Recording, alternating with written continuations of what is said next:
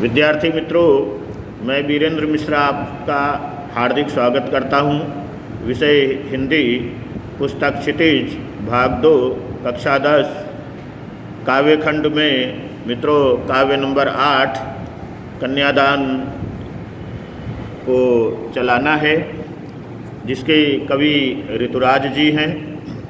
तो मित्रों, कवि का परिचय और काव्य का सारांश हो गया था। अब काव्यवाचन, शब्दार्थ और भावार्थ। काव्य है कन्यादान।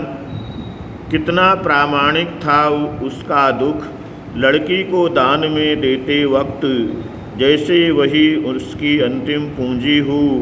लड़की अभी सयानी नहीं थी, अभी इतनी भोली सरल थी कि उसे सुख का आभास तो होता था, लेकिन दुख बाँचना नहीं आता था। पाठिका थी वह धुंधले प्रकाश की, कुछ तुकों और कुछ लयबद्ध पंक्तियों की। माँ ने कहा पानी में झांक कर अपने चेहरे पर मत रीझना, आग रोटियां सेंकने के लिए हैं, जलने के लिए नहीं। वस्त्र और आभूषण शाब्दिक भ्रमों की तरह बंधन है स्त्री जीवन के। माँ ने कहा लड़की होना, पर लड़की जैसी दिखाई मत देना। विद्यार्थी मित्रों, अब काव्य का अंश और उसका शब्दार्थ एवं भावार्थ। मित्रों,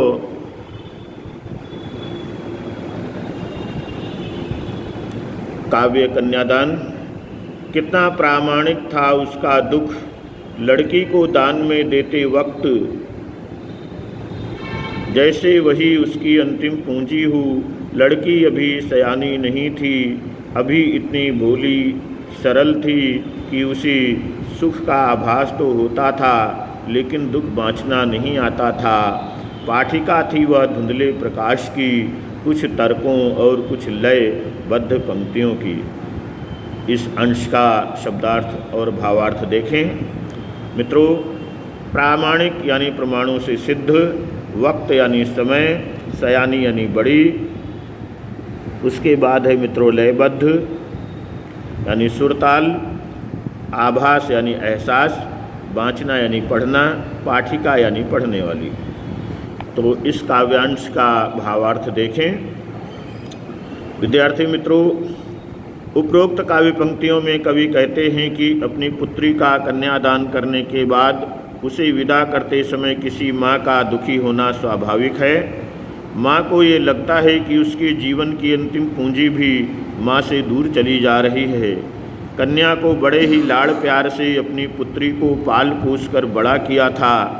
अंत में बेटी के साथ ही तो वह अपने जीवन का सुख दुख बांटती थीं, वही तो उनके जीवन की साथी होती थी, किंतु यह साथी बेटी भी उनसे दूर चली जा रही है।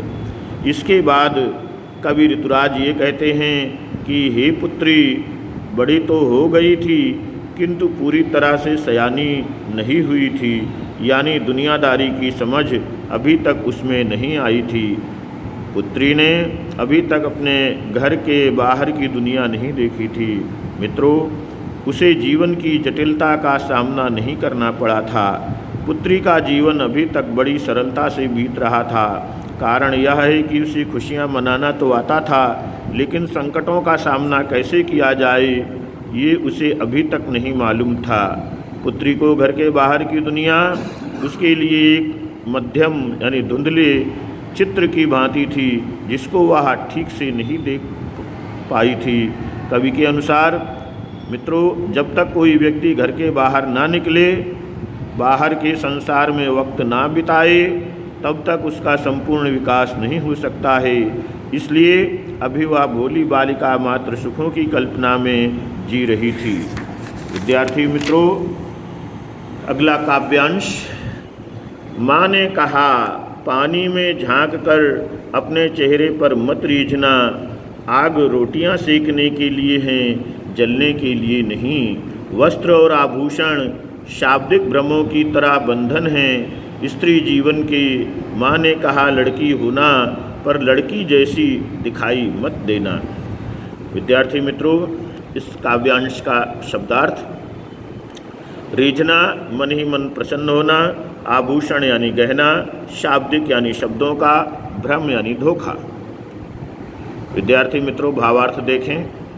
कवि ऋतुराज ने उपरोक्त काव्य पंक्तियों में उस माता का वर्णन किया है जो विदाई के समय अपनी बेटी को शिक्षा दे रही है कि बेटी को ससुराल में किस तरह जीवन बिताना है और किस तरह से नहीं रहना चाहिए। मित्रों, सर्वप्रथम माँ अपनी बेटी से कहती हैं कि बेटी को अपनी सुंदरता पर कभी रीझना नहीं चाहिए, क्योंकि सांसारिक जीवन को सही तरीके से चलाने के लिए सुंदरता से अधिक हमारे गुण काम में आते हैं।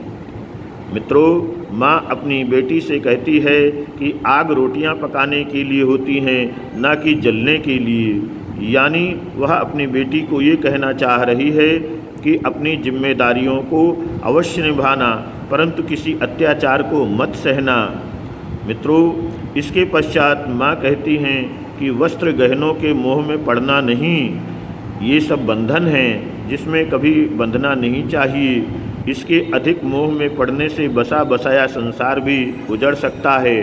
आगे माँ कहती हैं अपनी बेटी से कि अपने आप को किसी के सामने एक कमज़ोर दुर्बल कन्या की भांति कभी प्रस्तुत ना करना, और ना ही अपनी कमजोरी को किसी के सामने ना आने देना।